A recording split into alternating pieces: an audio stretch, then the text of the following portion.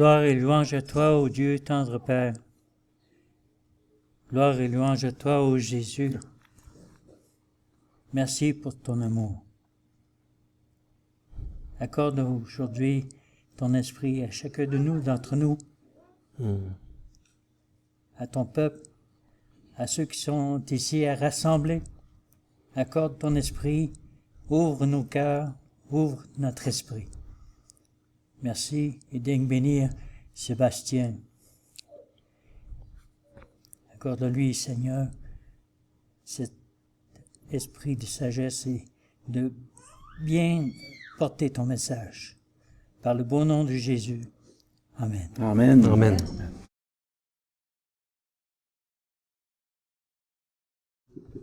Donc, j'ai un message pour vous aujourd'hui qui s'appelle « La vérité oubliée ». Et ça va être un message qui va être en 3 parties. Et la partie 1 ce soir, c'est sur Dieu le Père. Et ce message-là, pourquoi le titre « La vérité oubliée » Bien, ça vient d'un texte qu'on trouve dans Deutéronome. Ce n'est pas un livre peut-être qu'on va souvent voir dans Deutéronome, mais il y a vraiment quelque chose de très intéressant que j'ai mis à l'écran ici. Dans Deutéronome 8, 19, il est écrit « Si tu oublies l'Éternel, ton Dieu, et que tu ailles après d'autres dieux, si tu les sers et te prosternes devant eux, je vous déclare formellement aujourd'hui que vous périrez. »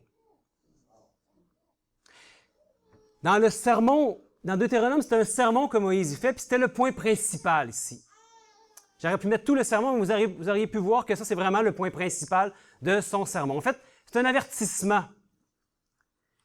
Un avertissement de quoi? De ne pas oublier qui est Dieu.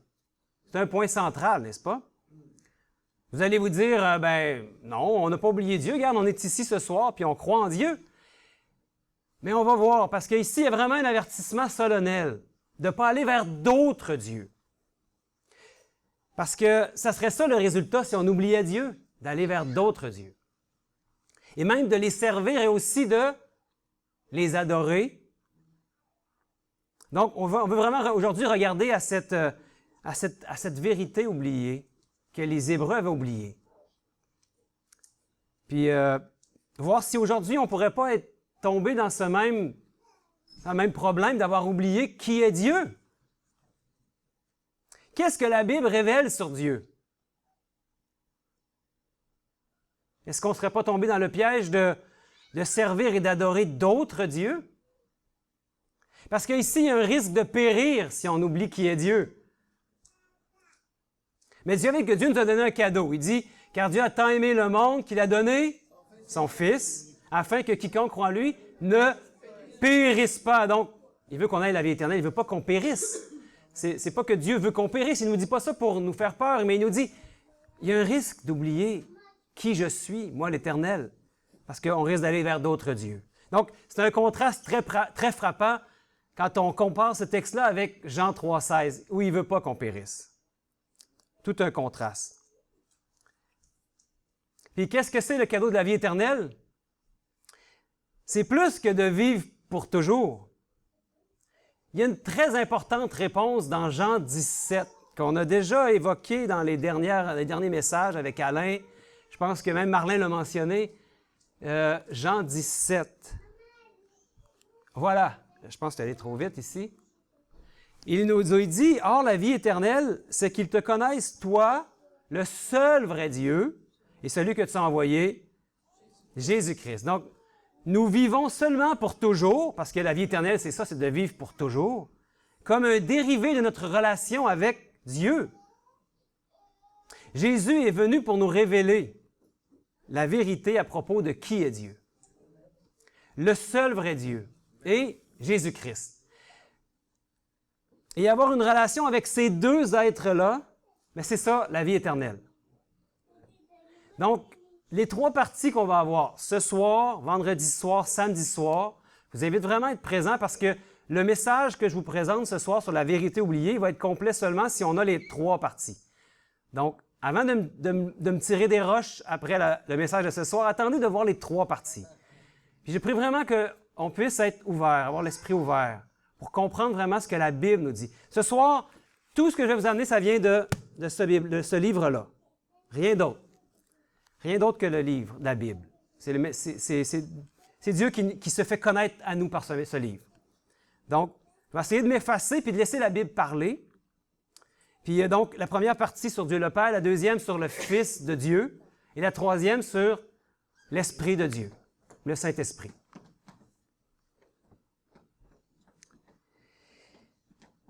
Donc, débutons ce soir par Dieu le Père.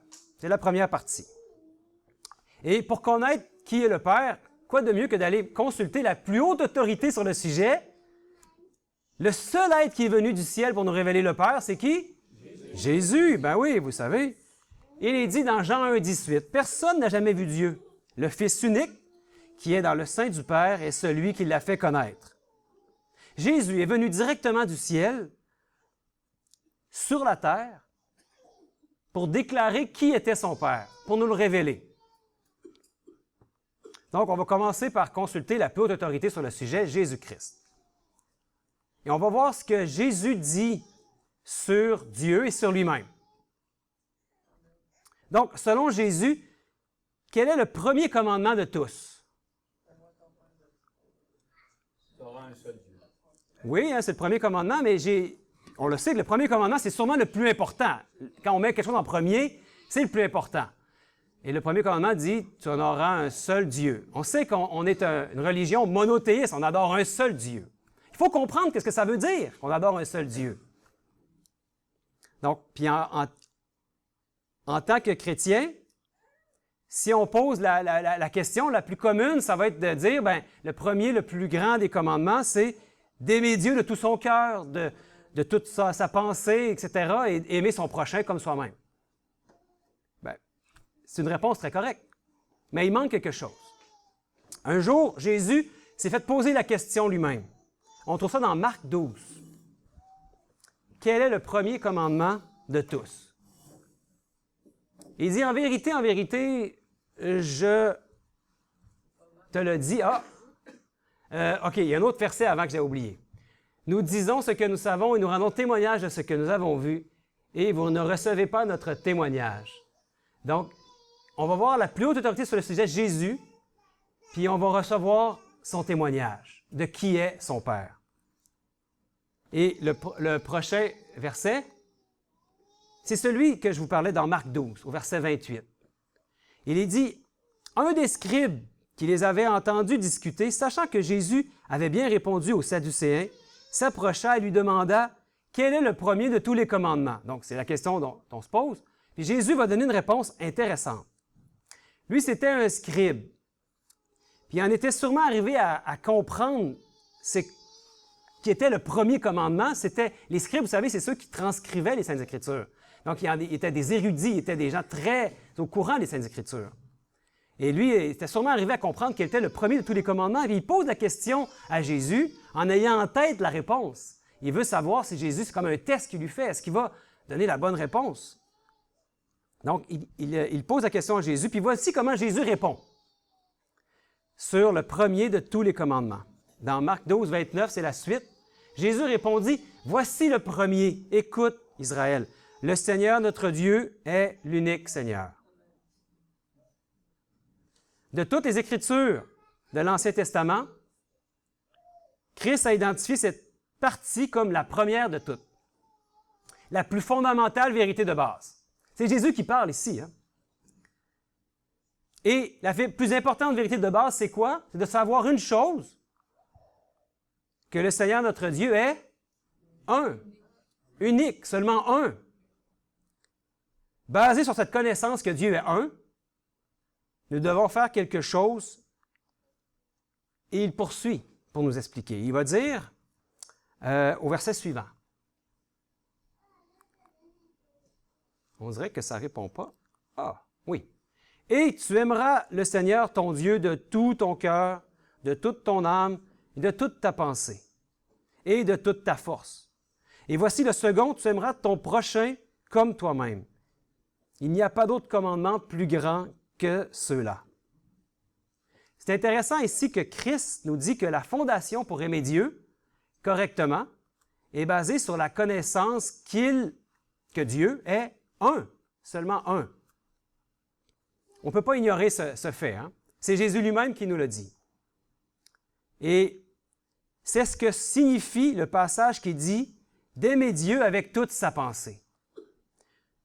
Pour cela, il nous faut une compréhension de qui il est.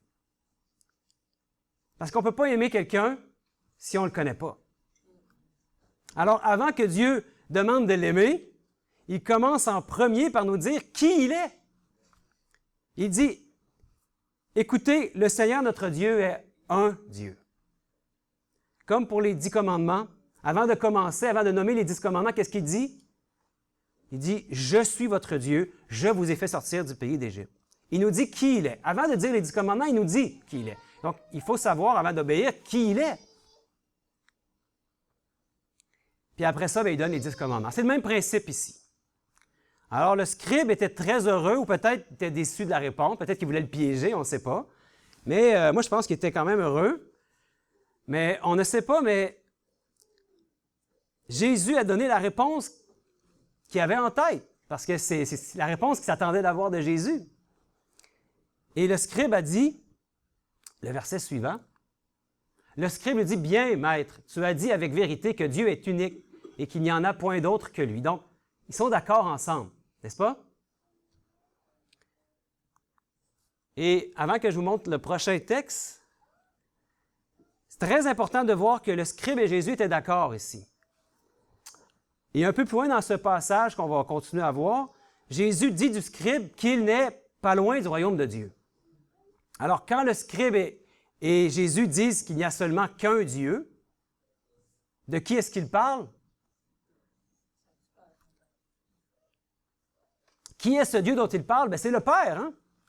Hein? On peut spéculer, mais on a la réponse dans la Bible de qui est le Dieu des Juifs et donc du scribe ici. Puis on va le voir dans le texte ici, dans Jean, chapitre 8, verset 54. C'est dit, Jésus répondit, si je me glorifie moi-même, ma gloire n'est rien. C'est mon Père qui me glorifie, lui que vous dites être votre Dieu. Donc Jésus est en train de dire, mon Père, là, c'est lui que vous dites être votre Dieu. Donc, il parle de son Père. On ne peut pas spéculer. Hein? Donc Jésus identifie celui que le scribe dit qu'il n'y en a pas d'autre que lui, le seul vrai Dieu. Lorsqu'il dit un seul Seigneur, il s'agit du Père. Le Père était le Dieu des Hébreux, selon ce que Jésus nous dit. Et Jésus est venu pour révéler qui est le Seigneur du ciel et de la terre, le seul vrai Dieu, le Père. Et dans Matthieu 11, 25, en ce temps-là, Jésus prit la parole et dit, « Je te loue, Père, Seigneur du ciel et de la terre, de ce que tu as caché ces choses aux sages et aux intelligents, et de ce que tu les as révélées aux enfants. » Donc, selon Jésus, qui est le Seigneur du ciel et de la terre? Ben, c'est son Père. OK, c'est important. Peut-être vous me dites, on connaît ça, Sébastien. Dis-nous des choses nouvelles. Mais attention, il y a un danger de périr si on oublie qui est Dieu. Donc, on veut vraiment avoir la base, la fondation de notre foi, basée sur le fait qu'on adore un seul Dieu, le seul vrai Dieu. Et après, on va parler de Jésus-Christ, n'oubliez pas. Parce que la vie éternelle, c'est de connaître les deux. Il faut vraiment comprendre qui sont ces deux. Et ensuite, le Saint-Esprit. Donc, suivez-moi, puis vous allez voir, on va voir ce que la Bible a à nous révéler. Donc, selon Christ, son Père est le Seigneur des cieux et de la terre. Il est le seul vrai Dieu. Il est l'unique Dieu. Selon la parole de Jésus. Et qu'en est-il maintenant de l'adoration? Qui, selon Jésus, les vrais adorateurs adorent-ils? C'est une question très importante à répondre parce que l'on sait que le problème à la fin, ça va être une question d'adoration. Ça a toujours été le cas. Dans le temps de Daniel, il y avait eu à un moment donné une statue qui avait été érigée par Nabuchodonosor et il avait été demandé aux 3 Hébreux d'adorer la statue. Et on sait que ces 3 jeunes Hébreux sont un type de ceux qui vont vivre au temps de la fin. Nous sommes arrivés au temps de la fin, n'est-ce pas? Jésus revient bientôt. Donc, à la fin, ça va être la même chose. Ça va être une question d'adoration. Qu'on adore le vrai Dieu ou on adore un faux Dieu. Donc, savoir qui sont les vrais adorateurs, c'est une très bonne question. Et le diable est en mission pour que les humains en viennent à adorer d'autres dieux. En fait, ce qu'il veut, c'est de l'adoration pour lui-même. Parce que lui, il s'est vu à la place de Dieu. Il voulait monter jusqu'au trône de Dieu et prendre sa place. Donc, en contraste, Jésus nous révèle qui les vrais adorateurs adoreront. Parce qu'un jour, il parlait avec une femme au puits. Vous savez, c'est qui, hein? La Samaritaine. Puis il lui a révélé dans Jean 14, verset 23, « Mais l'heure vient, et elle est déjà venue, où les vrais adorateurs adoreront le Père en esprit et en vérité, car ce sont là les adorateurs que le Père demande. » Donc, selon Jésus, la réponse est vraiment claire, n'est-ce pas? Les vrais adorateurs vont adorer qui? Le Père. Et on sait c'est quoi le message du premier ange d'Apocalypse. Peut-être que vous ne l'avez jamais étudié, ce message, mais Simone l'a mentionné justement cet après-midi. Le message du premier ange d'Apocalypse 14, qu'on trouve au verset 7, qui nous dit « Craignez Dieu et donnez-lui gloire, car l'heure de son jugement est venue et adorez celui qui a fait la terre, les sources d'eau, bon, etc. » Vous comprenez, c'est notre Dieu créateur. Il est intéressant aussi de considérer la prière que Jésus a enseignée à ses disciples. On la connaît tous, cette prière, puis il leur a enseigné de prier à quelqu'un. Puis il dit, comment sa prière? Notre Père qui est dans les cieux. Très significatif, hein? On sait qu'on prie le Père au nom du Fils, parce qu'il dit, tout ce que vous demanderez en mon nom, il vous sera accordé. Ce qu'on va voir plus tard, que c'est lui le seul médiateur. Donc, la prière, c'est un acte d'adoration. On adore le Père en esprit et en vérité. Notre Père qui est aux cieux. Jésus dirige l'attention de ses disciples et tous ceux qui suivront, donc nous, d'adorer le Père, mais qui se trouve à être le seul vrai Dieu. Et selon le scribe, il n'y a pas d'autre Dieu que lui. Et Jésus était en harmonie avec cela. Il a même dit, « Vous n'êtes pas loin du royaume de Dieu, mon ami. » Donc, s'il avait eu à le reprendre, il l'aurait fait sûrement. Il était en harmonie avec le scribe, Jésus. Et qu'en est-il des apôtres maintenant? On a vu maintenant ce que la plus haute autorité sur le sujet avait à nous dire. Maintenant, qu'est-ce que disent les apôtres à propos du Père? Est-ce qu'ils sont sur la même longueur d'onde que Jésus? On va voir un premier texte dans Jacques 2, 19. Il est dit, si tu crois qu'il y a un seul Dieu, tu fais bien. Les démons le croient aussi et ils tremblent. Donc, les disciples, d'après ce qu'on voit dans Jacques, croyaient aussi qu'il y avait un seul Dieu. Donc, quand il parle d'un seul Dieu, de qui parle-t-il? Bien, sûrement du Père, hein? Il n'a sûrement pas contredit Jésus. Puis il y a un autre texte dans 1 Timothée, pour voir ce que les apôtres ont à dire. « Car il y a un seul Dieu et aussi un seul médiateur entre Dieu et les hommes, Jésus-Christ, homme. » Et Paul dit qu'il y a un seul Dieu et un seul médiateur. Même chose. C'est Paul qui parle ici. Hein? Et le seul médiateur, c'est Jésus-Christ. Mais il nous dit qu'il y a un seul Dieu, c'est le Père. Et dans un autre passage, Paul révèle clairement qui est le seul Dieu. C'est dans 1 Corinthiens, au chapitre 8, et le verset 6. « Néanmoins, pour nous, il n'y a qu'un seul Dieu, le Père, de qui viennent toutes choses, et pour qui nous sommes, et un seul Seigneur, Jésus-Christ, par qui sont toutes choses et par qui nous sommes. » Vous vous souvenez du verset qu'on a vu au début dans Jean 17, 3, que l'on a vu, qui disait que la vie éternelle était de connaître deux êtres. Le seul vrai Dieu est Jésus-Christ que le Père a envoyé.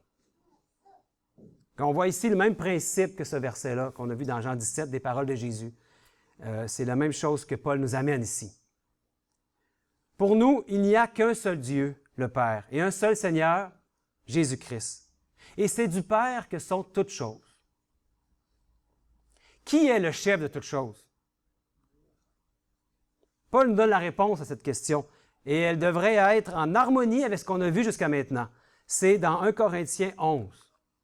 « Je veux cependant que vous sachiez que Christ est le chef de tout homme, que l'homme est le chef de la femme, et que Dieu est le chef de Christ. » On parle bien sûr de Dieu le Père, n'est-ce pas? Amen. Amen. Alors, on a vu plusieurs témoignages de la Bible, de la plus haute autorité que, pour nous, il n'y a seulement qu'un Dieu qui est le Père, un être individuel. Et les vrais adorateurs vont l'adorer lui.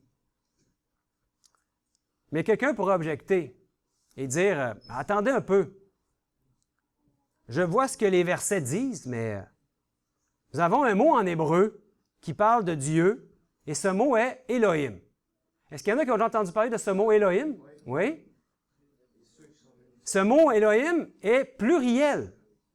Ah, ça veut dire que, mais non, il doit y avoir plus qu'un Dieu. Donc, qu'est-ce que ça veut dire Elohim? On va essayer de voir qu'est-ce que ce mot-là veut dire. S'il est pluriel, donc ça veut dire qu'ils sont plus qu'un. On doit trouver ce que la Bible dit à ce sujet. Parce que ce qu'on a vu jusqu'à maintenant, vous êtes d'accord avec moi, c'est très clair qu'il y a un seul Dieu. Et c'est même très simple à comprendre. Un enfant de 10 ans pourrait comprendre. En fait, si vous amenez une doctrine ou une vérité, puis qu'un enfant de 10 ans n'est pas capable de comprendre parce que c'est tellement mystérieux, il y a peut-être des questions à se poser. La Bible, elle devrait être comprise être facilement, claire et simple. Donc, on doit vraiment comprendre ce que la Bible nous enseigne, qu'il y a un seul Dieu, que c'est le Père. Donc, il est vrai que le mot Elohim est pluriel.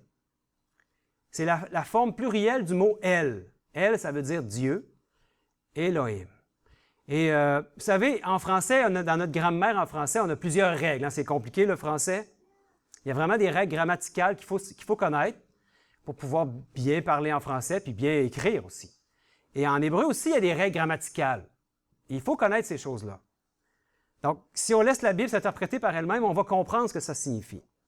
On va voir quelque chose de très intéressant. En fait, vous allez en voir qu'en hébreu, il y a un concept qui s'appelle, dans la grammaire, le pluriel de la majesté. Je ne sais pas s'il y en a qui sont familiers avec l'hébreu. Peut-être Fernand.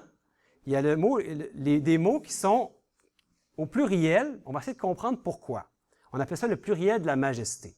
Ça signifie que lorsqu'un mot est pluriel, qui est utilisé pour identifier un seul objet ou un seul sujet, il ne signifie pas la pluralité, mais plutôt la grandeur. Et on appelle cela le pluriel de la majesté. On va voir un exemple de cela dans la Bible, parce que je vous ai dit que tout n'allait pas venir de moi, mais de la Bible. Donc, Dieu est un. Et c'est le mot Elohim, ça c'est en hébreu, n'est-ce pas? Moi, je ne lis pas l'hébreu, là, mais c'est le mot Elohim. Donc, dans Exode chapitre 7, c'est allé un petit peu trop vite ici, hein? Je ne sais pas si je peux reculer, vous allez voir. OK, j'arrive ici. Exode 7, 1. L'Éternel dit à Moïse, « Voici, je te fais Dieu. » C'est le mot Elohim qui est utilisé. Vous irez voir dans votre version de la Bible, vous pouvez voir la signification des mots, et c'est le mot Elohim en hébreu. Il dit, l'Éternel dit à Moïse, « Voici, je te fais Dieu pour Pharaon, et Aaron, ton frère, sera ton prophète. » Et c'est le mot Dieu qui est utilisé, le mot Elohim. Le mot hébreu pluriel de Dieu. Est-ce que cela signifie que Dieu a divisé Moïse en deux, puis qu'il serait plus qu'un, Moïse? Non, il n'y a pas deux personnes qui a envoyé à Pharaon. Il en a envoyé un, c'est Moïse. Bien évidemment que non. Mais qu'est-ce que ça veut dire? Pourquoi est-ce que Dieu utilise le mot Elohim, un mot pluriel, pour référer à un seul individu, Moïse? Mais si on garde en tête la signification du pluriel de la majesté, cela veut dire ou dénote la grandeur. Puis on va le voir un peu plus loin, dans le même livre, la définition de ce que Dieu veut dire. Dans Exode 11 plutôt, verset 3. Il est dit, « L'Éternel fit trouver grâce au peuple aux yeux des Égyptiens. Moïse lui-même était très considéré dans le pays d'Égypte, aux yeux des serviteurs de Pharaon et aux yeux du peuple. » On voit donc la définition de la Bible du mot Elohim. Ce mot peut référer à un seul individu, et quand il réfère à un seul individu, ça signifie l'idée de la pluralité, mais l'idée de grandeur. Donc, ce n'est pas la pluralité plutôt que ça signifie, mais la grandeur. Vous comprenez? Moïse ici n'était pas deux, là. Mais Moïse était quelqu'un de très considéré. Donc, pour le peuple, c'était quelqu'un qui était... On pouvait appliquer le pluriel de la majesté. Donc, c'est de cette manière que le mot Elohim est utilisé quand il réfère au seul vrai Dieu, pour identifier la grandeur de Dieu. Ça ne nous enseigne pas qu'il y a plus qu'un Dieu, mais que Dieu est très grand. Il y a un seul vrai Dieu. Puis on va voir après, faites-vous-en pas, on va voir après ce qu'il en est dit de Jésus-Christ par rapport à sa nature. Et on va apprendre des choses très intéressantes. Donc, comme on l'a vu, le chef de toutes choses est le Père, et Paul l'a dit plusieurs fois. Comme par exemple dans Éphésiens 4:6, il est dit, un seul Dieu et Père de tous, qui est au-dessus de tous et parmi tous et en tous. C'est le clair et simple enseignement de la Bible quand on parle du Père. Il est le seul vrai Dieu. Il est très important pour nous d'avoir cette compréhension si on veut établir une relation avec lui. Parce que la vie éternelle est basée sur la connaissance de qui est le seul vrai Dieu. Il ne faut pas l'oublier. Puis on a identifié qui il est maintenant selon Jésus et selon la Bible. Mais vous savez, la vie éternelle ne s'arrête pas ici. Il s'agit aussi de connaître quelqu'un d'autre, n'est-ce pas? On l'a vu dans Jean 17:3, et c'est Jésus-Christ qui l'a envoyé. Donc, la question est, qui est Christ? Ce que nous avons trouvé jusqu'à maintenant est très, très important. C'est la base, la fondation. On a trouvé que le Père est le seul vrai Dieu. Et selon le scribe aussi, il n'y a qu'un seul Dieu qui était en harmonie. Alors, la question normale qui devrait venir à notre esprit est, mais qui est Christ, donc? Quelle est sa place?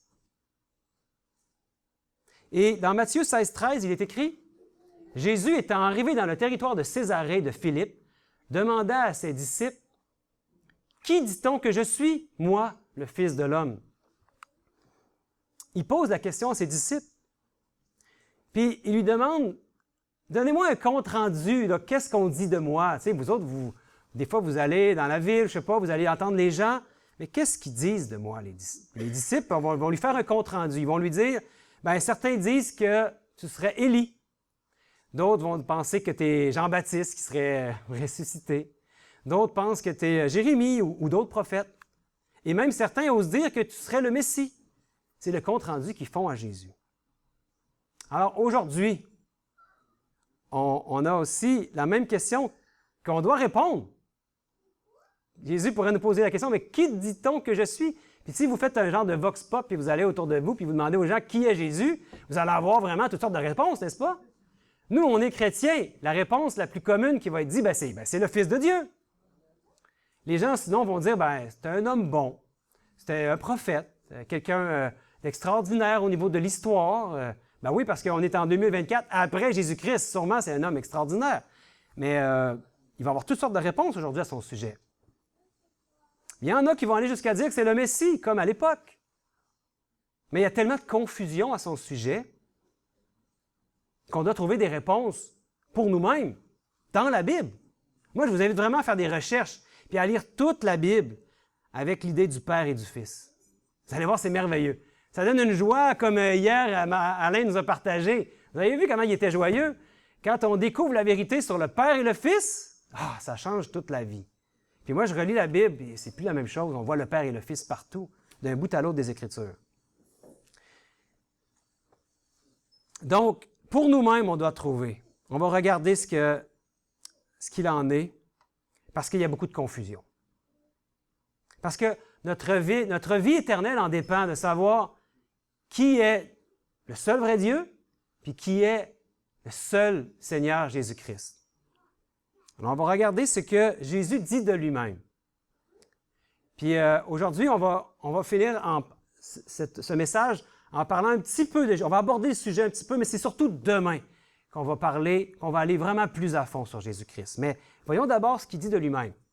Dans Jean 10, verset 36, il est dit, « Celui que le Père a sanctifié et envoyé dans le monde, vous lui dites, tu blasphèmes, et cela parce que j'ai dit, je suis le Fils de Dieu. Très clair, hein? Jésus a dit qu'il était, quoi? Le Fils de Dieu. Croyez-vous qu'il est le Fils de Dieu? Amen. Ah, mais je suis content d'entendre des Amen. Le Fils de Dieu. Vous savez, on ne peut pas tordre les Écritures et faire dire à la Bible autre chose que ce qu'elle dit. Moi, je crois vraiment ce que les Écritures nous disent. Et Jésus lui-même nous dit qu'il est le Fils de Dieu. Et faites attention quand vous dites, quand on pense des fois savoir quelque chose, parce qu'il y a des vérités oubliées. Jésus dit qu'il est le Fils de Dieu. Gardez ça en tête. Et la plupart des gens aujourd'hui vont nous donner cette réponse, oui, qu'il est le Fils de Dieu parmi les chrétiens.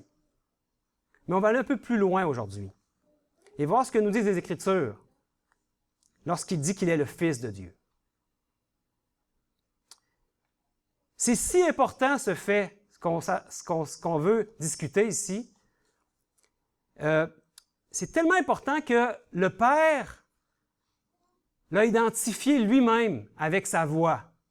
Je veux dire, pas sa voix dans notre cœur, là, mais sa voix audible qu'on pouvait entendre. Vous vous souvenez-vous à quel moment? Oui, quand il a été baptisé. Puis on va l'avoir ici dans Matthieu 3, au verset 17. « Et voici une voix fit entendre des cieux ces paroles. Celui-ci est mon Fils bien-aimé, en qui j'ai mis toute mon affection. » Wow! Donc, on sait ici que c'est le Père qui parlait. Hein? Est-ce qu'il y a quelqu'un qui n'est pas d'accord? C'est le Père qui parle ici.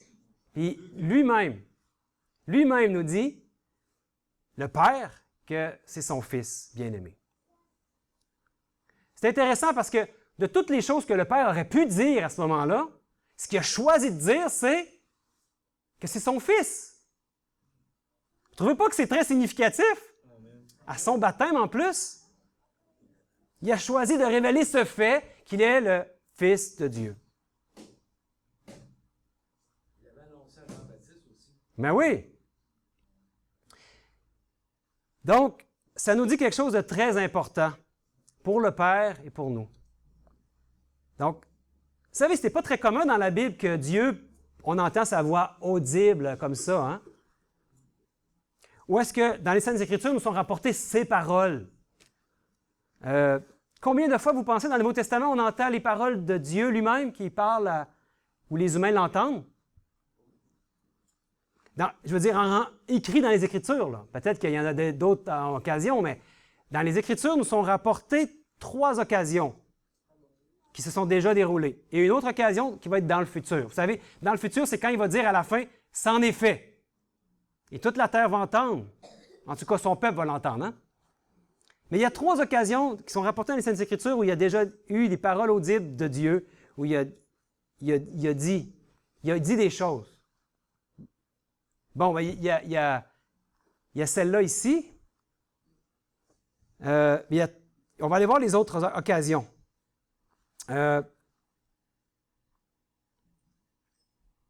Parce que, vous savez, quand Dieu parle de sa propre voix, ça doit vraiment être très important.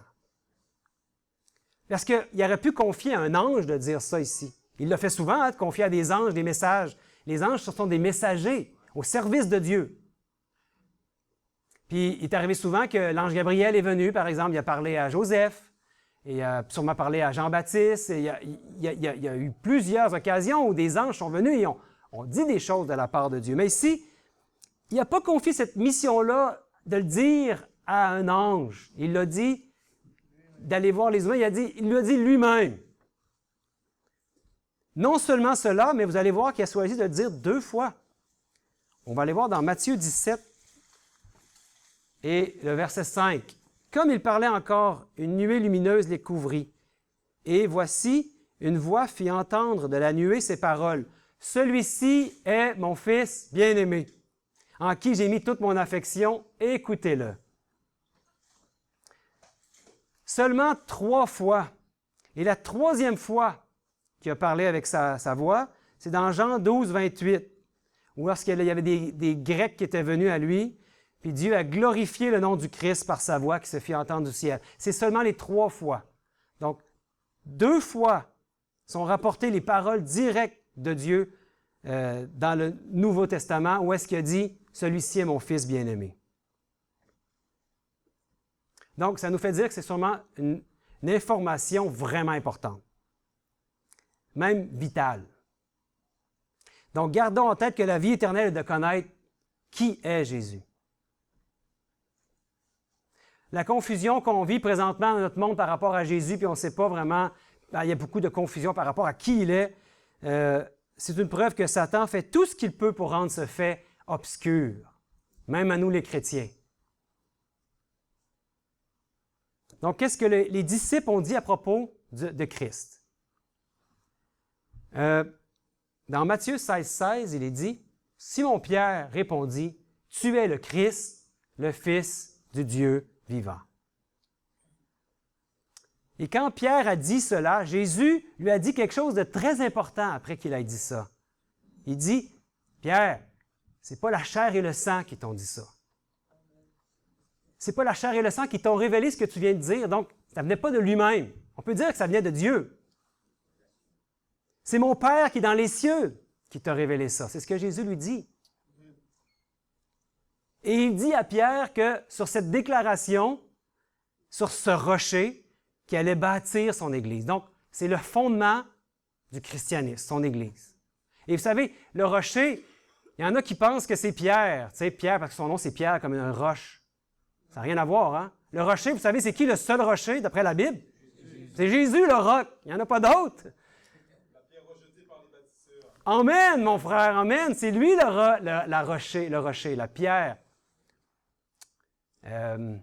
Et c'est sur ce fait, le fait que Jésus est le Fils de Dieu, que toute la fondation, on a déjà vu que Dieu, le Père, il y a un seul vrai Dieu. Jésus-Christ, pour nous, c'est le rocher. C'est notre Seigneur. C'est le Fils de Dieu. Et la mort elle-même ne pourra rien contre elle, cette Église, parce que c'est le fondement sur le Fils de Dieu. Donc, le fait que le Père a révélé 2 fois du ciel, de sa voix, d'une voix audible et de l'apôtre de Pierre maintenant, l'apôtre Pierre, oui, ici, c'est très important et c'est pourquoi je vous invite à ne pas manquer la 2e partie demain. Ça fait moins de 45 minutes, hein? Demain va être la 2e partie. On voudrait aller encore un peu plus loin. Regardez d'un peu plus près ce que la Bible a à nous dire sur Jésus, qui est le Fils de Dieu. Donc, on a mis la base ce soir. Peut-être vous dites, « Ah, Sébastien, il nous a dit des choses qu'on savait. » Mais rappelez-vous que ce qu'on a dit aujourd'hui, puis on va construire là-dessus pour demain. Là, on sait qu'on a un seul vrai Dieu, on a un seul Fils de Dieu, le Seigneur Jésus-Christ. Puis on veut voir dans la Bible ce qui en est dit par rapport à propos du Fils de Dieu. C'est ce qu'on va voir demain. Que signifie d'après la Bible qu'il est le Fils du Dieu vivant? Est-il un Fils littéral? Né de Dieu? Son Fils unique engendré? Ou est-ce plutôt une allégorie? On va voir ça demain. Est-ce qu'il est devenu un Fils à son incarnation? Ou était-il déjà un Fils avant son incarnation? On va voir demain. Ce n'est pas moi qui va vous donner une réponse, hein? Ça va venir de ce livre merveilleux. Parce que quand on lit ce livre, on entre dans l'Esprit de Dieu. Ces paroles-là deviennent esprit et vie pour nous. On connecte avec Dieu parce que c'est son Esprit qui se révèle à nous. C'est pour ça qu'on prie d'ailleurs avant d'ouvrir ce livre, parce qu'on veut qu'il se révèle à nous par son Esprit. Donc demain, on va regarder ces questions très importantes de qui est Jésus-Christ vraiment. Donc, on va voir demain que Jésus n'est pas une créature, mais qu'il est en fait celui par qui le Père a tout créé. Selon la Bible, c'est ce qu'on va voir. Ce qu'on va découvrir sur Jésus, dans la Bible, est une vérité largement oubliée parmi les chrétiens aujourd'hui. Donc, je vous dis, mangez pas trop demain soir et couchez-vous de bonne heure. Non, quand même, il faut aller au feu. Puis demain, on va avoir un enseignement où est-ce que la révélation que Dieu veut nous faire, c'est que c'est devenu une vérité qui est largement oubliée aujourd'hui parmi les chrétiens. Et je suis convaincu que Dieu, je le vois, Dieu est en train de réveiller un peuple par rapport à cette question vraiment importante. Et il prépare son peuple au retour de son Fils Jésus-Christ. Et je prie Dieu qu'il puisse vraiment ouvrir nos esprits. Je prie pour chacun de nous. Je prie pour moi-même parce qu'on a besoin d'avoir un esprit ouvert. Mon Dieu, ouvre notre esprit. fait que je puisse être, pas une vieille outre, mais une nouvelle outre. Une nouvelle outre, vous savez, si tu mets du vin nouveau dans une vieille outre, qu'est-ce qui va arriver? Elle va éclater. On ne peut pas le supporter. Donc, prions pour qu'on soit des outres neuves. Pour que quand on met une vérité nouvelle, peut-être qu'on aurait oublié, qu'on n'éclate pas. Ce n'est pas mon souhait qu'on éclate. Mais on veut pas oublier cette vérité. Donc, que Dieu nous ouvre notre intelligence et qu'on soit ouvert à cette vérité oubliée. Donc, ce qu'on a vu aujourd'hui, c'est très important, c'est la base de notre foi. Connaître Dieu, qui il est, notre Père, le seul vrai Dieu, et connaître son Fils Jésus-Christ. Donc, demain, on va parler du Fils de Dieu, c'est la partie 2, puis samedi soir, ça va être la 3e partie où on va regarder à l'identité du Saint-Esprit. Et la Bible est très claire à ce sujet. Puis on va aborder même des passages en apparence difficiles. On ne va pas les éviter. Donc, je vous invite, si vous voulez, avec moi, on pourrait prendre dans Nombre 6, versets 24 à 26, la bénédiction que Dieu veut nous donner, l'Éternel, notre Père. Donc, je vous invite à vous mettre debout. Puis même, on pourrait s'agenouiller, si tu veux, Alain. Puis on va prendre dans Nombre 6, verset 24.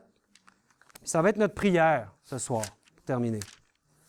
Nombre 6, verset 24. Et je vais vous le lire comme une prière. Nombre 6. Oui. Puis ensuite, je vais prier. Verset 24, il est écrit « Que l'Éternel te bénisse et qu'il te garde. Que l'Éternel fasse luire sa face sur toi et qu'il t'accorde sa grâce. Que l'Éternel tourne sa face vers toi et qu'il te donne la paix. Bon Père, donne-nous ta paix. Et permets que, bon Père, on puisse être des outres neuves. Révèle-toi à nous, toi qui es le seul vrai Dieu. Et révèle-nous ton Fils Jésus-Christ, ton Fils unique. Mon Père, guide-nous. Toi seul peux nous guider dans toute la vérité. On t'en prie, au nom de ton Fils, qui est notre seul Sauveur, Jésus-Christ. Amen. Amen. Amen. Que Dieu vous bénisse.